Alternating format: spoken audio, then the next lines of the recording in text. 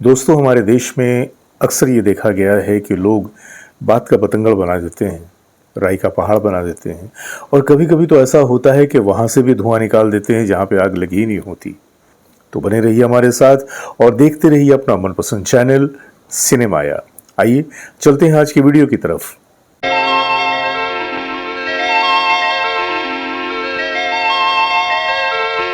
बात है सन 1965 की। ये जो 60 का दशक था, ये फिल्मी दुनिया के लिए बहुत ही अहम था, फिल्मों के लिए भी और फिल्मी गानों के लिए भी। 1965 में एक फिल्म आई थी, फिल्म का नाम था गुमनाम। इसके डायरेक्टर थे राजा नवाथे।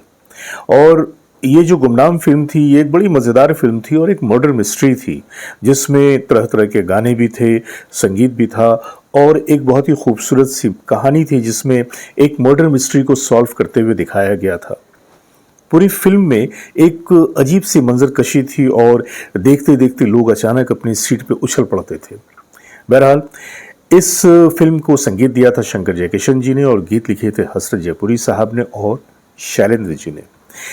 गीत बड़े खूबसूरत थे, जिसमें दो गाने तो बड़े पॉपुलर हुए थे, जान पहचान हो जीना आसान हो। आप लोगों को ये गाना तो याद होगा। जान पहचान हो जीना आसान हो। और रफ़ी साहब ने इसको बिल्कुल पॉप के अंदाज में जो गाया था। इस गाने की खास बात ये थी कि इस गीत को बाकायदा फॉरेन की एक फिल्म में भी अडेप्ट किया गया था 2001 में, द घोस्ट वर्ल्ड में। है ना खूबसूरत सी बात कि हमेशा ये होता है कि हम इंडियन बाहर वालों की कॉपी करते हैं, लेकिन ऐसा भी हुआ कि इस गीत की कॉपी बाहर वालों ने की थी। फिल्म के कुछ हिस्सों में इस गाने को, इसके टुकड़े को यूज़ किया गया था, अडेप्ट किया गया था। लेकिन एक जो उससे भी ज़्यादा अजीब व गरीब बात हुई वो ये हुई कि इस फिल्म का एक गीत था जो कि बहुत ही मशहूर हुआ था, हम काले हैं तो क्या हुआ दिल वाले हैं। हम काले हैं तो क्या हुआ दिल वाले हैं। हम काले हैं तो क्या हुआ दिल काले हैं तो क्या हुआ दिल वाले हैं। ये गाना तो अब तक आप लोगों को याद होगा, क्योंकि इस गीत में जिस तरीके से इसको अदा किया गया था और महमूद साहब ने वो लुंगी पहनकर हैदराबादी स्टाइल में इस गाने को अपने कॉमेडियन अंदाज में अदा किया था, ये गाना बिल्कुल अमर सा हो गया। यहाँ तक कि ये गाना इतना पॉपुलर हुआ कि बाद में इस गाने का एक इंग्लिश वर्जन भी रिकॉर्ड किया गया था, जिसे लिखा था हरिंद्रनाथ चट्टोपाध्याय जी ने और फिर रफ़ी साहब की आवाज़ में रिकॉर्ड किया गया। Love is a beautiful, beautiful dream come true. I love her, love her, love her, love her so. ये कहानी कुछ इस तरह से बनती है कि ये गाना तो बड़ा पॉपुलर हुआ, गाने के जब रिकॉर्ड आए मार्केट में वो भी बड़े पॉपुलर हुए, लेकिन उस वक्त हैरतों का पहाड़ टूट पड़ा कि जब इस गाने पे किसी साहब ने मुकदमा दायर कर दिया। जी हाँ, गुजरात में रहने वाले एक अब्दुल नाम के आदमी ने इस गीत के ऊपर में मुकदमा दायर कर दिया कि इस गीत के जो शुरुआती दौर के जो बोल हैं वो मुस्लिम सेंटिमेंट को हर्ट करते हैं। बताइए साहब, एक फिल्मी गाना जिसमें कुछ लाइन कॉमेडी के अंदाज में लिखे गए, उसका इस्लाम से क्या ताल्लुक़, मज़हब से क्या ताल्लुक़। लेकिन अब इसे क्या किया जाए कि कुछ लोगों को हर चीज़ में कुछ ना कुछ वजह तलाश करने की एक आदत सी होती है।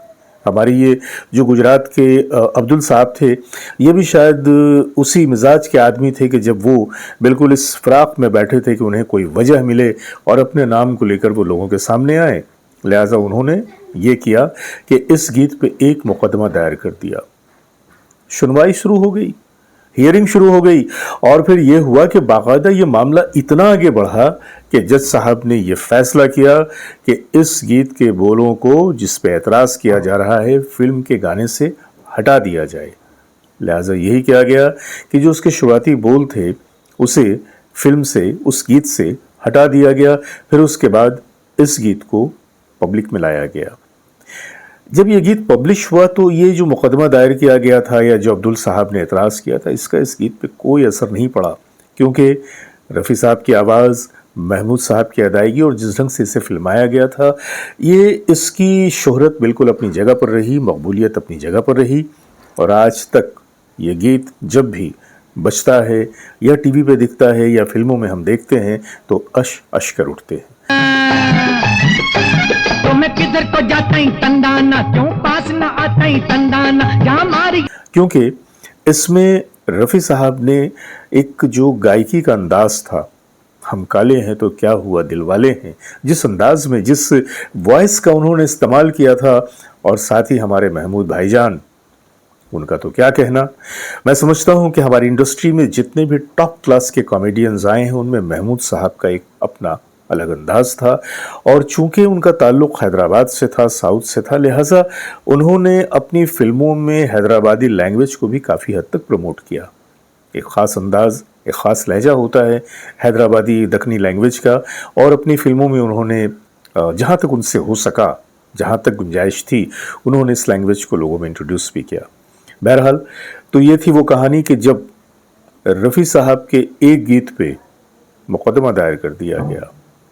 हैरत, पर क्या किया जाए, कभी कभी कुछ चीज़ें ऐसी नज़रों के सामने आ जाती हैं कि वाकई हैरत होती है कि भाई ऐसा क्या हुआ, इसमें ऐसी क्या बात थी कि रफ़ी साहब के इतने खूबसूरत गीत पे भी एतराज़ किया गया। चलिए, मैं आपके सामने ये गीत पेश कर रहा हूँ, और इसका जो इंग्लिश वर्जन है मैं कोशिश कर रहा हूँ कि वो भी आपके सामने पेश करूँ। हम तेरे तेरे तेरे चाहने वाले हैं, हम काले हैं तो The Shia love is a beautiful beautiful dream come true। और आप लोगों से यही कहना है कि छोटी सी कहानी थी, लुत्फंगेज़ कहानी थी, तो मैंने आपके सामने इसे पेश कर दिया। इसी तरह से बने रहिए हमारे साथ और देखते रहिए अपने प्यारे चैनल सिनेमाया को, और मुझे अपनी मोहब्बतों से नवाजते रहिए, और हमारे हर पोस्ट को आप लाइक करें, शेयर करें, और चैनल को अगर आप लोगों ने अब तक सब्सक्राइब नहीं किया है तो अब सब्सक्राइब भी कर दीजिए। अब ये जो साल है, अगले साल तो रफ़ी साहब की 100वीं सालगिरह हम मनाने जा रहे हैं, और इसकी तैयारियां भी पूरे मुल्क में शुरू हो चुकी हैं, और अब आपके सामने रफ़ी साहब के हवाले से कुछ अच्छे प्रोग्राम आने वाले हैं। साथ ही साथ आपको मालूम होगा कि हमारे देश के नामवर शायर साहिल लुधियानवी साहब, उनका भी 100वां जन्मदिन अब जो है वो होने वाला है अगले साल, उसकी भी तैयारियां चल रही हैं। तो ये दो ऐसी हस्तियां हैं कि जिनके हवाले से मैं आपके सामने कुछ बहुत ही खूबसूरत प्रोग्राम लेकर आने वाला हूं। शर्त यह है आप देखते रहें और आपकी मोहब्बतें हमें मिलती रहें। जब तक के लिए अपने दोस्त जावेद नसीम को इजाज़त दीजिए, बहुत सारी मोहब्बतों के साथ। नमस्कार।